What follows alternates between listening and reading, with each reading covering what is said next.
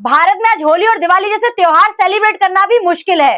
होली का सिर्फ एक बलून, पानी के कुछ छींटे और उसके बाद 26 साल के तरुण का मर्डर। दिल्ली के उत्तम नगर जेजे कॉलोनी में जो हुआ वो क्या सिर्फ एक झगड़ा था या मॉब वायलेंस? क्या एक छोटी सी होली की बात एक इंसान की जान लेने तक पहुंच सकती है? आज हम तरुण के केस को सिर्फ न्यूज की तरह नहीं, लॉ के पर्सपेक्टिव से भी समझेंगे। टेरिस पे 11 साल की बच्ची होली खेल रही थी, वहां से उसने एक वाटर बैलून रोड पर फेंका। वहां से एक मुस्लिम महिला गुजर रही थी, पानी के कुछ छींटे उसके ऊपर जा गिरे। धीरे धीरे सिचुएशन वायलेंट हो गई, बहस छिड़ गई और मुस्लिम समुदाय के कुछ लोगों ने सिचुएशन वायलेंट कर दी। इस बीच तरुण वहां पहुंचा, जो कि इस परिस्थिति से बिल्कुल अनभिज्ञ था। लेकिन इसी बीच पीछे से उस पर आयरन रॉड, ईंट और पत्थरों से अटैक किया गया। वहां के कुछ लोगों ने बताया कि 15 से 20 लोग तरुण के ऊपर टूट पड़े। उसे हॉस्पिटल ले जाया गया, लेकिन सीवियर इंजरी की वजह से उसकी मौत हो गई।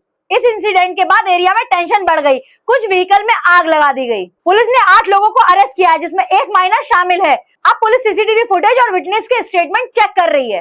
अब समझो लॉ क्या कहता है। बीएनएस सेक्शन 103 मर्डर ये कहता है कि अगर किसी इंसान को वायलेंट अटैक से मारा जाता है, अगर इंटेंशन या नॉलेज प्रूव हो जाता है तो इसकी सजा लाइफ इम्प्रिजनमेंट या डेथ पेनल्टी तक हो सकती है। अगर कोर्ट को लगता है कि अटैक डेडली था और उससे डेथ होना ऑब्वियस था, तो ये सेक्शन अप्लाई हो सकता है। बीएनएस सेक्शन 191 अनलॉफुल असेंबली ये कहता है कि 5 या 5 से ज्यादा लोग मिलकर वायलेंट अटैक करें तो लॉ में इसे अनलॉफुल असेंबली कहा जाता है। मॉब वायलेंस के केस में ये सेक्शन बहुत इंपॉर्टेंट होता है।